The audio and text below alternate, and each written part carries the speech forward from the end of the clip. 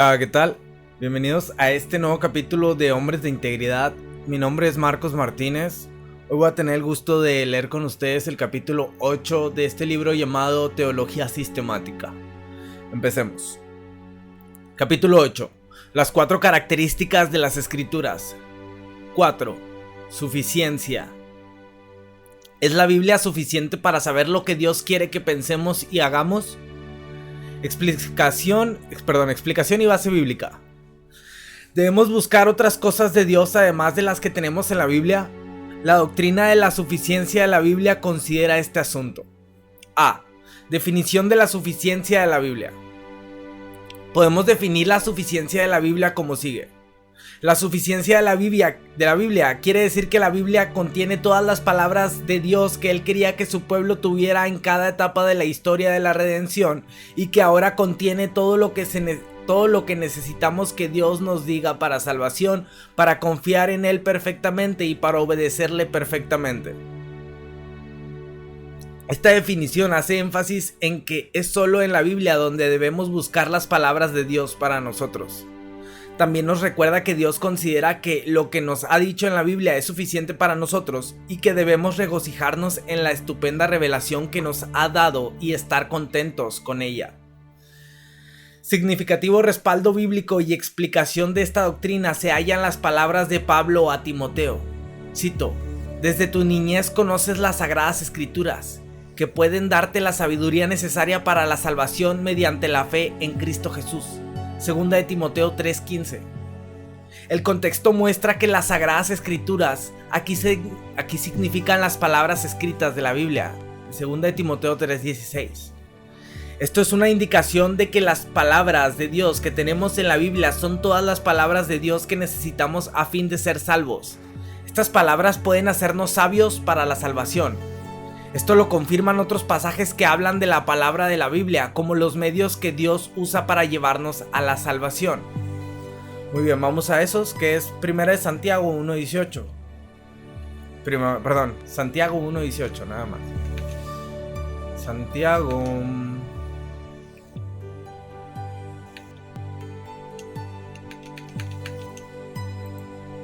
Está.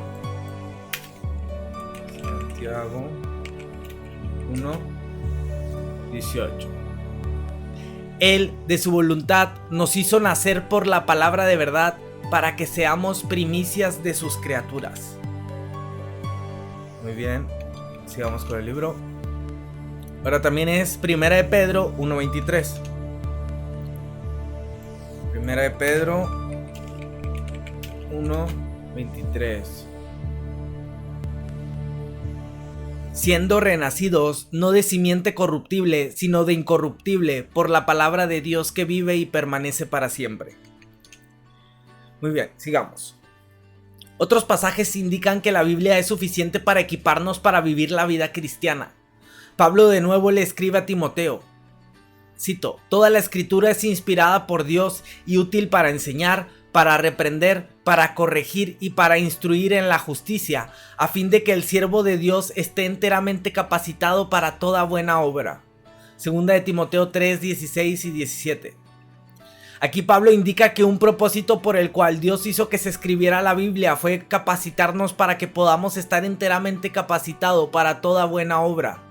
Si hay alguna buena obra que Dios quiere que el creyente haga, este pasaje indica que Dios ha hecho provisión en su palabra para capacitar al creyente para eso.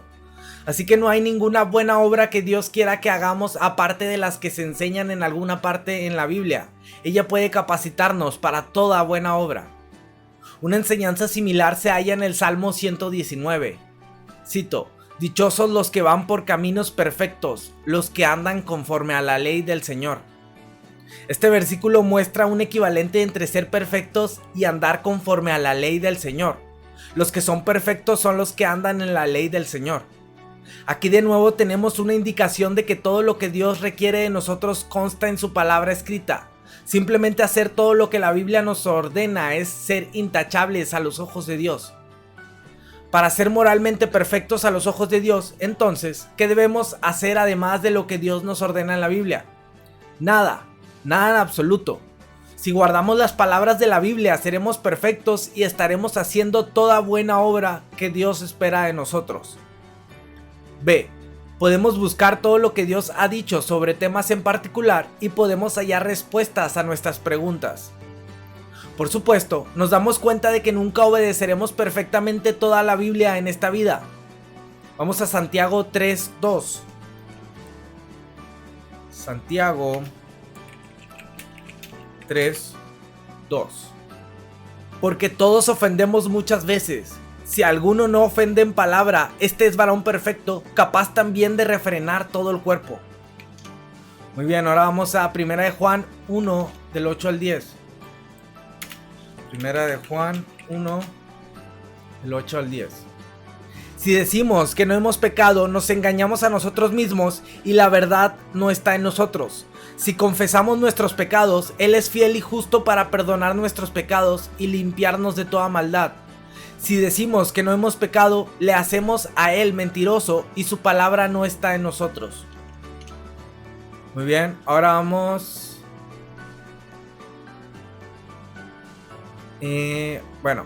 Así que al principio pudiera parecer que no es muy significativo decir que todo lo que tenemos que hacer es lo que Dios nos ordena en la Biblia, puesto que nunca podremos obedecerla en su totalidad en esta vida. Pero la verdad de la suficiencia de la Biblia es de gran significación para nuestra vida cristiana, porque nos capacita para enfocar nuestra búsqueda de las palabras de Dios para nosotros solo en la Biblia y nos ahorra la interminable tarea de buscarlas en todos los escritos de los cristianos, en toda la historia, o en todas las enseñanzas de la iglesia, o en todos los sentimientos e impresiones subjetivas que vienen a nuestra mente día tras día, a fin de hallar lo que Dios requiere de nosotros. En un sentido muy práctico, quiere decir que podemos arribar a conclusiones claras sobre muchas enseñanzas de la Biblia. Por ejemplo, aunque requiere algo de trabajo, es posible hallar todos los pasajes bíblicos que son directamente pertinentes al tema del matrimonio y divorcio, o las responsabilidades de los padres para con los hijos, o las relaciones entre el creyente y el gobierno civil. Esta doctrina significa, aún más, que es posible compilar todos los pasajes que se relacionan directamente con asuntos doctrinales como la expiación, o la persona de Cristo, o la obra del Espíritu Santo en la vida del creyente hoy. En estas y cientos de otras cuestiones morales y doctrinales, la enseñanza bíblica en cuanto a la suficiencia de la Biblia nos da confianza de que podremos hallar lo que Dios nos exige que pensemos y hagamos en estas cuestiones. En muchas de estas cuestiones podemos lograr confianza de que nosotros, junto con la vasta mayoría de la iglesia a través de la historia, hemos hallado y formulado correctamente lo que Dios quiere que pensemos o hagamos. Dicho en forma sencilla, la doctrina de la suficiencia de la Biblia nos dice que es posible estudiar teología sistemática y ética y hallar respuestas a nuestras preguntas. En este punto diferimos de los teólogos católicos romanos que dirían que no hemos hallado todo lo que Dios nos dice en cuanto a un tema en particular mientras no hayamos escuchado la enseñanza oficial de la iglesia en toda su historia. Nosotros responderíamos que aunque la historia de la iglesia pueda ayudarnos a entender lo que Dios nos dice en la Biblia, jamás en la historia de la iglesia Dios ha añadido a las enseñanzas o mandamientos de la Biblia. En ninguna parte en la historia de la iglesia fuera de la Biblia Dios ha añadido algo que nos exija que creamos o hagamos. La Biblia es suficiente para equiparnos para toda buena obra, y andar en sus caminos es ser perfectos a los ojos de Dios.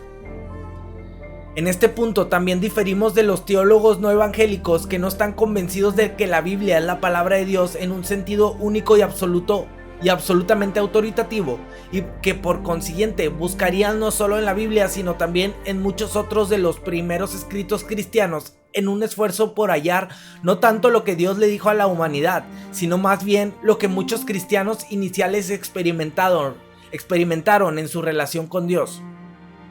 Ellos no esperarían llegar a una sola conclusión unificada en cuanto a lo que Dios quiere que pensemos o hagamos respecto a un asunto en particular, sino descubrir una variedad de opiniones y puntos de vista compilados alrededor de ideas principales unificadoras.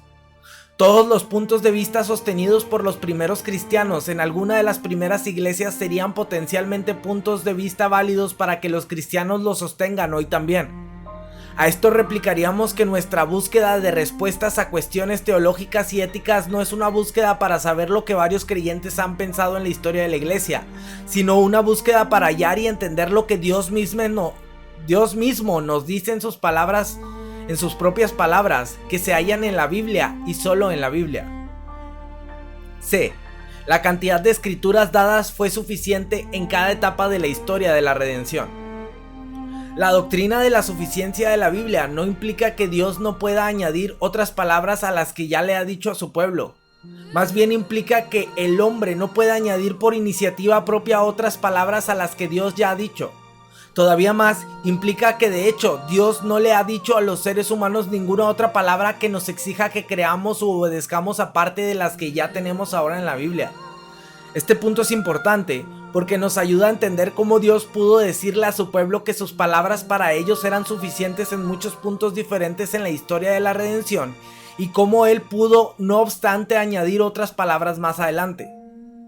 Por ejemplo, en Deuteronomio 29:29, Moisés dice, cito, «Lo secreto le pertenece al Señor nuestro Dios, pero lo revelado nos pertenece a nosotros y a nuestros hijos para siempre, para que obedezcamos todas las palabras de esta ley». Este versículo nos recuerda que Dios siempre ha tomado la iniciativa para revelarnos cosas. Él ha decidido qué revelar y qué no revelar. En cada etapa de la historia de la redención, lo que Dios había revelado era para su pueblo en ese tiempo, y ellos debían estudiar, creer y obedecer esas cosas. Con progreso ulterior en la historia de la redención, se añadieron más palabras de Dios que registraban e interpretaban esa historia. Ve al capítulo 3, respecto al canon del desarrollo. Respecto al desarrollo del canon. Muy bien. Otra vez voy a leer eso. Vea el capítulo 3 respecto al desarrollo del canon. De este modo, al tiempo de la muerte de Moisés, los primeros 5 libros de nuestro Antiguo Testamento fueron suficientes para el pueblo de Dios en ese tiempo. Pero Dios dirigió a autores posteriores para añadir más, de modo que las escrituras fueran suficientes para los creyentes en tiempos subsiguientes. Para los cristianos de hoy, las palabras de Dios que tenemos en el Antiguo y Nuevo Testamento juntos son suficientes para nosotros durante la edad de la iglesia. Después de la muerte, resurrección y ascensión de Cristo y la fundación de la iglesia primitiva según se registra en el Nuevo Testamento y la compilación de los libros del canon del Nuevo Testamento, no ha tenido lugar ningún otro acto central redentor de Dios en la historia. Actos que tienen pertinencia directa para todo el pueblo de Dios en el futuro. Y por consiguiente, no nos ha sido dada ninguna otra palabra de Dios para registrar esos actos e interpretárnoslos. Esto quiere decir que podemos citar pasajes bíblicos de todo el canon para mostrar que el principio de la suficiencia de la revelación de Dios a su pueblo en cada momento en particular ha seguido siendo el mismo. En este sentido, estos versículos que hablan en cuanto a la suficiencia de la Biblia en periodos anteriores también se aplican directamente a nosotros, aunque el tamaño de la Biblia ahora es mayor que el tamaño de las escrituras a que se referían en su escenario original. Los siguientes pasajes bíblicos, pues, se aplican a nosotros también en ese sentido. No añadan ni quiten palabra alguna a esto que yo les ordeno. Más bien, cumplan los mandamientos del Señor su Dios. Deuteronomio 4:2. Cuídate de poner en práctica todo lo que te ordeno, sin añadir ni quitar nada. Deuteronomio 12:32. Toda palabra de Dios es digna de crédito. Dios protege a los que en Él buscan refugio. No añadas nada a sus palabras, no sea que te reprenda y te exponga como un mentiroso. Proverbios 30, 5 y 6. A todo el que escuche las palabras del mensaje profético de este libro le advierto esto: si alguno le añade algo, Dios le añadirá a él las plagas descritas en este libro, y si alguno quita palabras de este libro de profecía, Dios le quitará su parte del árbol de la vida y de la ciudad santa descritos en este libro. Apocalipsis 22, 18 y 19. D. Aplicaciones prácticas de la suficiencia de las escrituras. La doctrina de la suficiencia de escrituras tiene varias aplicaciones prácticas a nuestra vida cristiana. La siguiente lista tiene el propósito de ser útil, pero no exhaustiva. 1. La suficiencia de la Biblia debe animarnos al tratar de descubrir lo que Dios quiere que pensemos en cuanto a algún asunto doctrinal en particular o que hagamos en una situación en particular. Debemos sentirnos animados porque todo lo que Dios quiere decirnos respecto a ese asunto se halla en la Biblia. Esto no quiere decir que la Biblia responda a todas las preguntas que podamos concebir, porque lo secreto le pertenece al Señor nuestro Dios, Deuteronomio 29:29. Pero sí significa que cuando nos vemos frente a un problema de importancia genuina en nuestra vida cristiana, podemos acercarnos a la Biblia con la confianza de que en ella Dios nos proveerá dirección en ese problema. Habrá, por supuesto, ocasiones cuando la respuesta que hallamos es que la Biblia no dice nada directamente sobre nuestra pregunta. Este sería el caso, por ejemplo, si tratamos de hallar en la Biblia cuál es el orden del culto que debemos seguir los domingos por la mañana, o si es mejor arrodillarse o tal vez ponerse de pie cuando oramos, o a qué hora debemos servirnos nuestras comidas durante el día, etc. En esos casos, podemos concluir que Dios no nos exige que pensemos o que actuemos de cierta manera respecto a ese asunto, excepto, tal vez, en términos de principios más generales respecto a nuestras actitudes y metas. Pero en muchos otros casos hallaremos dirección directa y clara del Señor para capacitarnos para toda buena obra. Segunda de Timoteo 3:17. Conforme avanzamos en la vida, la práctica frecuente de buscar en la Biblia dirección resultará en una capacidad creciente de hallar respuestas precisas, formuladas cuidadosamente a nuestros problemas y preguntas. El crecimiento a lo largo de la vida en la comprensión de la Biblia incluirá, pues, crecimiento en la habilidad de entender apropiadamente las enseñanzas de la Biblia y aplicarlas a cuestiones específicas. 2. La suficiencia de la Biblia nos recuerda que no debemos añadirle nada a la Biblia y que no debemos darle a otro escrito igual valor que a la Biblia. Casi toda religión falsa o secta viola este principio. Los mormones, por ejemplo, aducen creer en la Biblia, pero también conceden autoridad divina a el Libro de Mormón. Los que siguen la ciencia cristiana similarmente aducen creer en la Biblia, pero en la práctica consideran que el libro Ciencia y Salud con clave a la Biblia por Mary Baker Eddy está a la par de la Biblia y por encima de ella en autoridad. Puesto que estas afirmaciones violan los mandamientos de Dios de no añadir a sus palabras, no debemos pensar que en estos escritos se pueda hallar alguna palabra adicional de Dios para nosotros. Incluso en iglesias cristianas a veces se comete un error similar cuando hay quienes van más allá de lo que la Biblia dice y afirman con gran confianza ideas nuevas en cuanto a Dios o el cielo, basando su enseñanza no en la Biblia sino en su propia especulación o incluso en experiencias que aducen de haber muerto y haber regresado a la vida. 3. La suficiencia de la Biblia también nos dice que Dios no nos exige que creamos nada en cuanto a sí mismo o su obra redentora que no se halla en la Biblia. Entre los escritos de la época de la iglesia primitiva hay algunas colecciones de dichos que supuestamente dijo Jesús y que no fueron preservados en los evangelios. Es probable que por lo menos algunos de estos dichos de Jesús que se hallan en esos escritos sean en realidad registros precisos de cosas que Jesús en efecto dijo, aunque ahora para nosotros es imposible determinar con algún alto grado de probabilidad cuáles serían estos dichos. Pero en realidad no importa para nada en nuestra vida cristiana que jamás leamos algunos de esos dichos, porque Dios ha hecho que se anote en la Biblia todo lo que necesitamos saber de las palabras y obras de Jesús a fin de confiar en Él y obedecerle perfectamente. Aunque estas colecciones de dichos tienen algún valor limitado en la investigación lingüística y tal vez para el estudio de la historia de la iglesia cristiana, no tienen ningún valor directo para nosotros para aprender lo que debemos creer en cuanto a la vida y enseñanzas de Cristo o para formular nuestras convicciones doctrinales y éticas. 4. La suficiencia de la Biblia nos muestra que no debemos colocar ninguna revelación moderna de Dios en nivel igual de autoridad al de la Biblia. En varias ocasiones en toda la historia de la iglesia, y particularmente en el movimiento carismático moderno, ha habido quienes han aducido que Dios ha dado revelaciones por medio de ellos para beneficio de la iglesia. Sin embargo, como quiera que evaluemos tales afirmaciones, debemos tener cuidado de nunca permitir, ni en teoría ni en la práctica, que se coloquen tales revelaciones a igual nivel que la Biblia. Debemos insistir en que Dios no nos exige que creamos nada en cuanto a sí mismo o su obra en el mundo que esté contenido en esas revelaciones, pero no en la Biblia. Y debemos insistir que Dios no nos exige que creamos o obedezcamos ninguna directiva moral que nos venga mediante tales medios, pero que la Biblia no confirma. La Biblia contiene todo lo que necesitamos que Dios nos diga para confiar en Él y obedecerle perfectamente.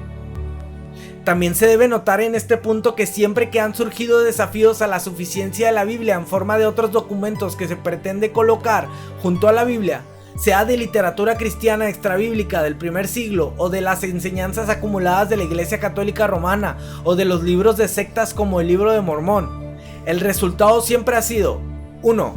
Restarle énfasis a las enseñanzas de la Biblia misma y 2. Empezar a enseñar algunas cosas que son contrarias a la Biblia. Este es un peligro respecto al cual la Iglesia siempre debe estar consciente. 5.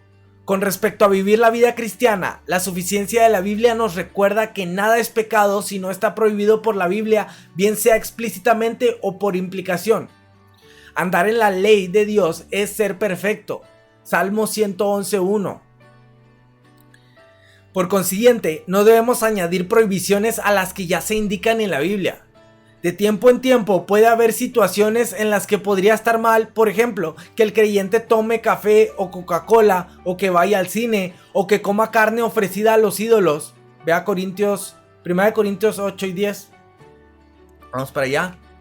1 Corintios 8 al 10. 8. Muy bien, vamos a leerlo todo. En cuanto a lo sacrificado a los ídolos, sabemos que todos tenemos conocimiento. El conocimiento envanece, pero el amor edifica. Y si alguno se imagina que sabe algo, aún no sabe nada cómo debe saberlo. Pero si alguno ama a Dios, es conocido por él.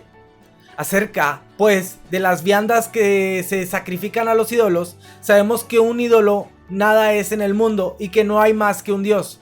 Pues aunque haya algunos que se llamen dioses, sea en el cielo o en la tierra, como hay muchos dioses y muchos señores, para nosotros, sin embargo, solo hay un Dios, el Padre, del cual proceden todas las cosas, y nosotros somos para Él, y un Señor, Jesucristo, por medio del cual son todas las cosas, y nosotros por medio de Él. Pero no en todos hay este conocimiento, porque algunos habituados hasta aquí a los ídolos comen como sacrificado a ídolos, y su conciencia, siendo débil, se contamina. Si bien la vianda no nos hace más aceptos ante Dios, pues ni porque comamos seremos más, ni porque no comamos seremos menos. Pero mirad que esta libertad vuestra no venga a ser tropezadero para los débiles. Porque si alguno te ve a ti, que tienes conocimiento, sentado a la mesa en un lugar de ídolos, la conciencia de aquel que es débil no será estimulada a comer de lo sacrificado a los ídolos. Y por el conocimiento tuyo se perderá el hermano débil por quien Cristo murió. De esta manera, pues, pecando contra los hermanos e hiriendo su débil conciencia, contra Cristo pecáis. Por lo cual, si la comida les es a mi hermano ocasión de caer, no comeré carne jamás, para no poner tropiezo a mi hermano. Muy bien, continuamos. Pero a menos que se pueda mostrar alguna enseñanza específica o algún principio general de la Biblia que prohíba estas cosas o cualquier otra actividad, para todos los creyentes de todos los tiempos, debemos insistir que estas actividades no son pecado en sí mismas y que Dios no prohíbe esas cosas en toda situación para su pueblo. Este es también un principio importante porque siempre hay en los creyentes una tendencia a empezar a descuidar la búsqueda diaria regular en la Biblia de dirección y empezar a vivir según un conjunto de reglas escritas o tácitas o tradiciones denominacionales respecto a lo que uno hace o no hace en la vida cristiana. Es más, siempre que añadimos algo a la lista de pecados que prohíbe la Biblia misma, se le hace daño a la iglesia y a la vida de los creyentes como individuos. El Espíritu Santo no dará poder para la obediencia a reglas que no tienen aprobación de Dios en la Biblia, ni tampoco los creyentes en general hallarán deleite en la obediencia a mandamientos que no están de acuerdo con las leyes de Dios escritas en sus corazones. En algunos casos, los creyentes pueden repetida y fervientemente suplicarle a Dios victoria sobre supuestos pecados que en realidad no son pecados de ninguna manera, y sin embargo no se les dará ninguna victoria porque la actitud o acción en cuestión no es un pecado y no desagrada a Dios. Gran desaliento en la oración y frustración en la vida cristiana puede ser generalmente el resultado. En otros casos, lo que resulta es la desobediencia continuada o incluso creciente a estos nuevos pecados, junto con un falso sentido de culpa y alejamiento de Dios. A menudo surge una creciente insistencia rígida y legalista a estas nuevas reglas de parte de los que en efecto las siguen, y la comunión genuina entre los creyentes en la iglesia disminuye. A menudo la evangelización queda sofocada porque la proclamación silenciosa del evangelio que resulta de la vida de los creyentes por lo menos parecerá a los de afuera que incluye el requisito adicional de que uno debe encajar en este patrón uniforme de vida a fin de llegar a ser miembro del cuerpo de Cristo. Un claro ejemplo de tales adiciones a los mandamientos de la Biblia se halla en la oposición de la Iglesia Católica Romana a los métodos artificiales del control de nacimientos, oposición que no tiene ningún respaldo válido en la Biblia. En resultado, ha sido una desobediencia ampliamente extendida, alejamiento y culpa falsa. Sin embargo, está la propensión de la naturaleza humana a hacer tales reglas que probablemente se podría hallar otros ejemplos en tradiciones escritas o tácitas de casi cualquier denominación. 6. La suficiencia de la Biblia también nos dice que Dios no nos exige nada que no esté ordenado en la Biblia explícitamente o por implicación. Esto nos recuerda que el enfoque de nuestra búsqueda de la voluntad de Dios debe estar en la Biblia, antes que en buscar dirección mediante oración por circunstancias cambiadas o sentimientos alterados o dirección directa del Espíritu Santo aparte de la Biblia.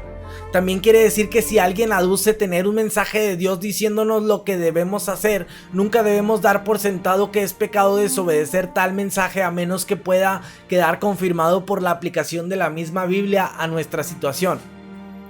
El descubrimiento de esta gran verdad podría dar tremenda alegría y paz a la vida de miles de creyentes que, gastando incontables horas procurando hallar la voluntad de Dios fuera de la Biblia, a menudo no tienen certeza de si la han hallado. Es más, muchos creyentes hoy tienen escasa confianza en su capacidad para descubrir la voluntad de Dios con algún grado de certeza. Así que hay escaso esfuerzo por hacer la voluntad de Dios, porque ¿quién puede saberla? Y poco crecimiento en santidad delante de Dios. Lo opuesto debería ser la verdad. Los creyentes que están convencidos de la suficiencia de la Biblia deberían empezar anhelantemente a buscar y hallar la voluntad de Dios en la Biblia. Deberían con anhelo y regularmente crecer en obediencia a Dios y experimentar gran libertad y paz en la vida cristiana. Entonces podrían decir con el salmista: por toda la eternidad obedeceré fielmente tu ley. Viviré con toda libertad porque he buscado tus preceptos. Los que aman tu ley disfrutan de gran bienestar y nada los hace tropezar. Salmo 119, 44 y 45 y versículo 165. 7. La suficiencia de la Biblia nos recuerda que en nuestra enseñanza doctrinal y ética debemos hacer énfasis en lo que la Biblia hace énfasis y estar contentos con lo que Dios nos ha dicho en la Biblia. Hay algunos temas respecto a los cuales Dios nos ha dicho muy poco o nada en la Biblia. Debemos recordar que lo secreto le pertenece al Señor nuestro Dios, Deuteronomio 29, y que Dios nos ha revelado en la Biblia exactamente lo que consideró apropiado para nosotros. Debemos aceptar esto y no pensar que la Biblia es algo menos de lo que debería ser, ni empezar a desear que Dios nos hubiera dado mucha más información en cuanto a temas sobre los cuales hay muy pocas referencias bíblicas. Por supuesto, habrá algunas situaciones en las que nos vemos confrontados con un problema en particular que requiere gran atención, mucho más que el énfasis que recibe en la enseñanza de la Biblia. Pero esas situaciones deben ser relativamente infrecuentes y no deberían ser representativas del curso general de nuestras vidas o ministerios. Es característica de muchas sectas martillar porciones o enseñanzas oscuras de la Biblia. Uno piensa en el énfasis mormón en el bautismo por los muertos, tema que se menciona solo en un versículo de la Biblia, 1 Corintios 15:21. en una frase cuyo significado exacto ahora es evidente e imposible de determinar con certeza. Vamos a ver qué dice. 1 Corintios 15, 21. 15, 21. Porque por cuanto la muerte entró por un hombre, también por un hombre la resurrección de los muertos. Muy bien. Pero un error similar lo cometió toda una generación de eruditos liberales del Nuevo Testamento en la primera parte del siglo pasado, que dedicaron la mayor parte de su vida académica a una búsqueda inútil de las fuentes detrás de nuestras narraciones presentes de los evangelios o la búsqueda de los auténticos dichos de Jesús. Desdichadamente, un patrón similar ha tenido lugar demasiado a menudo entre evangélicos dentro de varias denominaciones. Los asuntos doctrinales que han dividido a las denominaciones protestantes evangélicas entre sí casi uniformemente han sido asuntos sobre los cuales la Biblia pone relativamente poco énfasis y asuntos en los cuales nuestras conclusiones se deben derivar de inferencia hábil mucho más que de afirmaciones bíblicas directas. Por ejemplo, ha habido o se han mantenido diferencias denominacionales respecto a la forma apropiada de gobierno de la Iglesia, la exacta naturaleza de la presencia de Cristo en la Cena del Señor, la secuencia exacta de los eventos que rodearon el retorno de Cristo, el tipo de persona que se debe admitir en la Cena del Señor, la manera en que Dios planeó que los méritos de la muerte de Cristo se apliquen a los creyentes y no a los que no creen, los candidatos apropiados para el bautismo, la correcta comprensión del bautismo en el Espíritu Santo, etc. No debemos decir que estos asuntos no tienen ninguna importancia, ni tampoco debemos decir que la Biblia no dé solución a ninguno de ellos. En verdad, con respecto a muchos de ellos se defenderá una solución específica en otros capítulos de este libro. Sin embargo, puesto que todos estos temas reciben relativamente escaso énfasis directo en la Biblia, es irónico y trágico que dirigentes denominacionales a menudo dediquen gran parte de su vida a defender precisamente puntos doctrinales menores que hacen a sus denominaciones diferentes de otras. Está realmente tal esfuerzo motivado por el deseo de lograr unidad de comprensión en la iglesia, o acaso pudiera brotar en alguna medida del orgullo humano, de un deseo de retener poder sobre otros o de un intento de autojustificación, lo cual desagrada a Dios y a la larga no edifica para nada a la iglesia? Preguntas para aplicación personal. 1. En el proceso de crecer en la vida cristiana y ahondar su relación con Dios, aproximadamente ¿cuánto énfasis ha puesto usted en la lectura de la Biblia misma y cuánto al leer otros libros cristianos?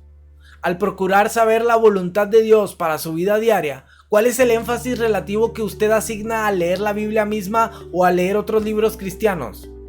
¿Piensa usted que la doctrina de la suficiencia de la Biblia le hará poner más énfasis en leer la Biblia misma? 2. ¿Cuáles son algunos asuntos doctrinales o morales respecto a los cuales usted tiene preguntas?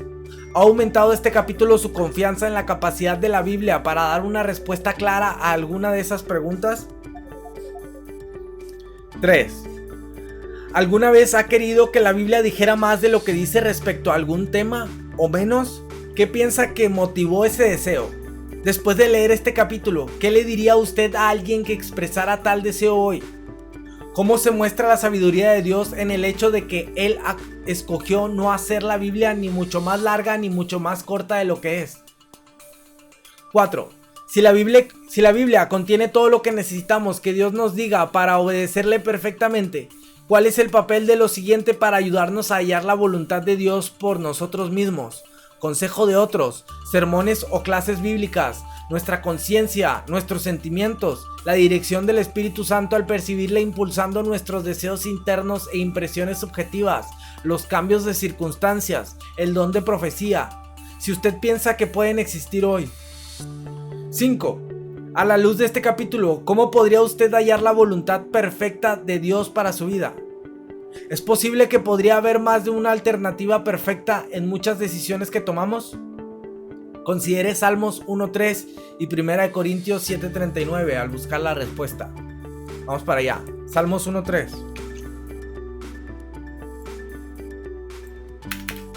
Salmos 1. Será como árbol plantado junto a corrientes de aguas, que da su fruto en su tiempo, y su hoja no cae, y todo lo que hace prosperará. Muy bien, ahora vamos a 1 Corintios 7:39. Corintios 7:39.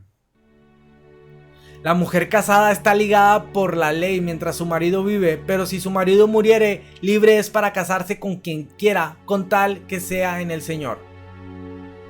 Muy bien. Ahora vamos a 6. Han habido ocasiones cuando usted ha entendido los principios de la Biblia lo suficiente respecto a una situación específica, pero no ha sabido los hechos de la situación lo suficiente para saber cómo aplicar correctamente esos principios bíblicos. Al procurar saber la voluntad de Dios, puede haber otras cosas que necesitamos saber excepto A. La enseñanza de la Biblia, y 3. Los hechos de la situación en cuestión, junto con C. Habilidad para aplicar A a B correctamente. ¿Cuál es entonces el papel de la oración al buscar dirección? ¿Por qué cosas debemos orar? Muy bien, vamos al pasaje bíblico a memorizar. Pónganse listos. Pluma, papel, su libreta, pónganle pausa. Listo. Salmo 119:1. Dichosos los que van por caminos perfectos, los que andan conforme a la ley del Señor. Muy bien, ahora el himno. Cuán firme cimiento.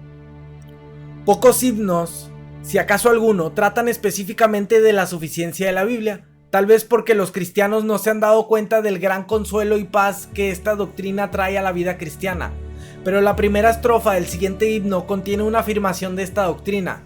Empieza diciéndonos que Dios ha colocado en su palabra un firme cimiento para nuestra fe. Luego dice, ¿qué más pudiera en su libro añadir? Las promesas ricas y plenas de Dios en toda la Biblia son suficientes para todas nuestras necesidades en toda circunstancia. Esto debería ser causa de gran regocijo. Las siguientes estrofas contienen citas, paráfrasis y alusiones a las promesas de Dios que están esparcidas por toda la Biblia, muchas de ellas en Isaías. Las estrofas 2 al 4 fueron compuestas como oraciones que son dichas de Dios para nosotros, y cuando las cantamos debemos pensar de nosotros cantando las palabras de las promesas de Dios a otros en la congregación para su consuelo y estímulo. Muy bien, empecemos. Cuán firme cimiento se ha dado a la fe de Dios en su eterna palabra de amor. ¿Qué más Él pudiera en su libro añadir? Si todo a sus hijos lo ha dicho el Señor. Si todo a sus hijos lo ha dicho el Señor. No temas por nada, contigo yo soy. Tu Dios yo soy solo, tu ayuda seré. Tu fuerza y firmeza en mi diestra estarán, y en ella sostén y poder te daré. Y en ella sostén y poder te daré. No habrán de anegarte las ondas del mar, si en aguas profundas te ordeno salir. Pues siempre contigo en angustia seré, y todas tus penas podré bendecir. Y todas tus penas podré bendecir. La llama no puede dañarte jamás, si en medio del fuego te ordeno pasar. El oro de tu alma más puro será, pues solo la escoria se habrá de quemar. Pues solo la escoria se habrá de quemar. Al alma que anhele la paz que hay en mí, jamás en sus luchas la habré de dejar. Si todo el infierno la quiere perder, yo nunca la puedo olvidar. Yo nunca la puedo olvidar. En el siguiente capítulo veremos la segunda parte de este libro, que es la doctrina de Dios. Muchas gracias por estar aquí y hasta la próxima.